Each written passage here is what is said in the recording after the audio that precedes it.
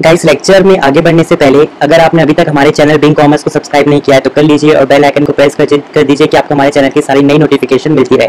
और गाइस, आप हमें इंस्टाग्राम में भी फॉलो कर सकते हो जहाँ पे हमारे पास 17,000 प्लस फॉलोअर्स है, और आप हमें फेसबुक में भी फॉलो कर सकते हो जहाँ पे हमारे पास 78,000 प्लस फॉलोअर्स है। और गाइस, आप हमारी वेबसाइट में जरूर विजिट कीजिए, यहाँ पे आपको नोट्स, क्वेश्चन आंसर, कोर्सेज, बहुत सारी चीज मिल जाएगी और यहाँ पे आप अपना कोर्स भी खुद का क्रिएट कर सकते हो और अर्निंग कर सकते हो। और गाइस, हमारी कंपनी हमेशा प्रॉफिट का 25% एजुकेशनल वेलफेयर सोसाइटी को देती है, जहाँ पे हम जो भी बच्चे फीस नहीं दे सकते, स्कूल की कॉपी बुक्स नहीं खरीद सकते, हम उनको वो सारी चीज फ्री में देते हैं। तो गाइस, इसलिए हमें सपोर्ट कीजिए और ज्यादा से ज्यादा लोगों को बिंग कॉमर्स शेयर कीजिए। तो चलिए अब हम आगे बढ़ते हैं लेक्चर की ओर। आज हम पढ़ने वाले हैं फ्लेमिंगो बुक का सेकंड चैप्टर, जिसका नाम है द लॉस्ट स्प्रिंग। इस स्टोरी को लिखा है एनिस जंग ने, और इस स्टोरी को एनिस जंग की ही book Lost Spring Stories of Stolen Childhood से लिया गया है। तो ये जो स्टोरी है वो दो बच्चों के बारे में है और दो पार्ट्स में डिवाइडेड है।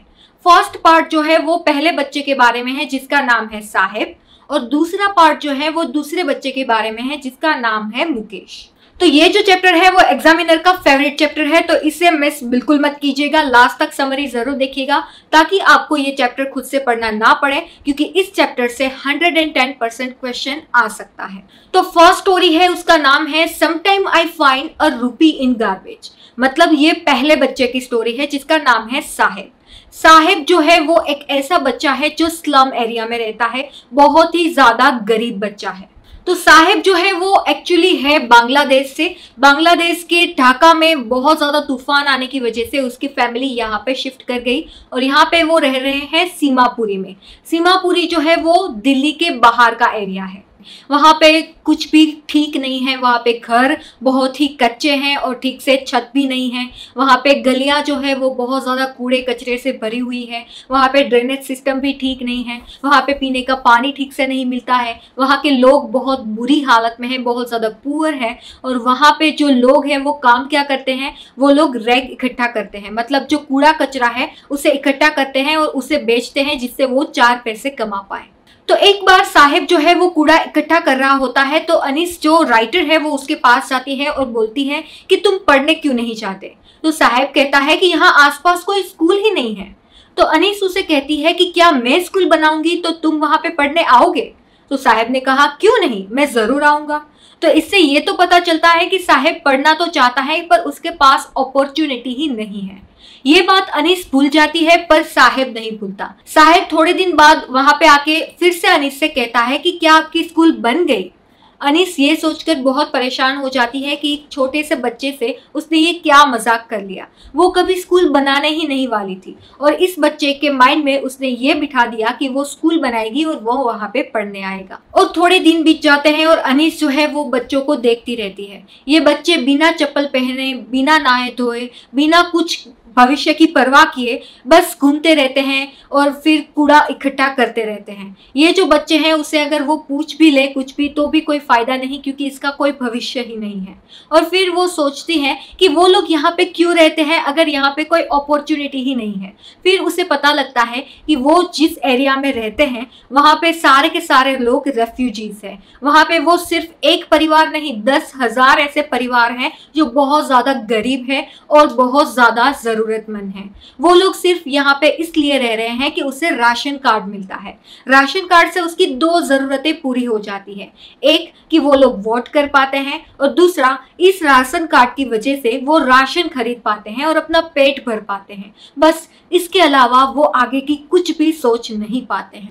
तो ये जो उन लोगों का काम है रैप पिकिंग का, मतलब जो कूड़ा इकट्ठा करते हैं वो लोग और उसे बेचते हैं, वो बच्चों और बड़ों में अलग अलग मायने रखता है। बच्चों के लिए ये बहुत ज्यादा सरप्राइजिंग है, ये वंडर है, क्योंकि बच्चों के लिए ये एक ऐसा काम है जिसकी मदद से वो कुछ ऐसी चीजें पा सकते हैं जो बहुत ज्यादा वैल्यूएबल हैं, वो कभी नहीं देख पाएंगे। तो कभी कभी बच्चों को वहां से शूज मिल जाते हैं, कभी कभी वैल्यूएबल चीजें मिल जाती हैं, कभी कभी पैसे मिल जाते हैं, तो इसी की वजह से वो बहुत ज्यादा खुश रहते हैं। और बड़ों के लिए ये काम सिर्फ और सिर्फ पैसे कमाने का एक जरिया है। धीरे धीरे टाइम बीतता जाता है। अनीस सर्दियों के मौसम में जब साहिब को देखती है तो कुछ बदलाव महसूस करती है। बदलाव ये था कि साहिब अब कूड़ा इकट्ठा करने के साथ साथ एक टी स्टॉल पे काम करता था। टी स्टॉल पे उसे महीने के 800 रुपए मिलते थे और 2 वक्त का खाना मिलता था। और राइटर देखती है कि साहेब ने एक शूज पहने हुए हैं जो व्हाइट कलर के टेनिस के शूज हैं। हालांकि ये उसके नहीं है, किसी ऐसे बच्चे ने जो बहुत ज्यादा अमीर था और उसने ये कहकर छोड़ दिए हैं कि इस शूज में छेद है। ये छेद वाले शूज भी साहेब के लिए बहुत मायने रखते हैं, वो बहुत ज्यादा वैल्यूएबल है उसके लिए, क्योंकि उसे कभी चप्पल भी नसीब नहीं हुए हैं। और जब राइटर देखती है कि साहेब जो है वो बहुत ज्यादा बदल चुका है, क्योंकि वो अब खुद का मास्टर नहीं रहा है, अब वो कहीं पे काम कर रहा है, किसी का नौकर बन चुका है और वो टी स्टॉल पे पूरा दिन कितली लेकर सबको चाय पिलाता रहता है, तो वो सोचती है कि इसका क्या भविष्य है। वो बहुत ज़्यादा दुखी हो जाती है और वो सोचती है कि ये स्लम एरियाज में इन बच्चों का कोई भी भविष्य नहीं है। और यहीं पे ये स्टोरी खत्म हो जाती है। तो चलिए अब चैप्टर का दूसरा पार्ट पढ़ लेते हैं, जिसका नाम है I want to drive a car. I want to drive a car, ये जो पार्ट है इसमें एक छोटे बच्चे की बात है जिसका नाम है मुकेश। मुकेश फिरोजाबाद में रहता है और ये बहुत बड़ी बैंगल मेकिंग इंडस्ट्री है जहाँ पे बैंगल्स बनाई जाती है। इस जगह पे छोटे बच्चों से लेकर बड़े बुजुर्ग सब बैंगल्स ही बनाते हैं और वो सब ये ही काम पूरा दिन करते रहते हैं। यहाँ पे ना ही साफ पानी मिलता है, ना ही साफ खाना मिलता है, ना ही रहने के लिए ठीक से छत है। यहाँ पे बच्चों को इलीगल तरीके से काम कराया जाता है बैंगल इंडस्ट्रीज में। ये बहुत ही ज्यादा टफ वर्क है, बहुत ही ज्यादा कह सकते हैं आप कि ऐसा काम है जो बहुत ज्यादा रिस्की है, पर फिर भी बच्चे बूढ़े सब लोग यही काम करते हैं, क्योंकि इन लोगों को इस काम के सिवा और कुछ आता ही नहीं है। वो सब यही समझते हैं कि हम यही करने के लिए पैदा हुए हैं और वो ये करते करते पूरी जिंदगी अपनी निकाल देते हैं। मुकेश की फैमिली में और भी लोग हैं, जैसे कि उसकी दादी है, उसके भाई हैं, भाभी है, पर वो सब यही काम करते हैं। वो सब और कुछ करने की उम्मीद ही छोड़ चुके हैं।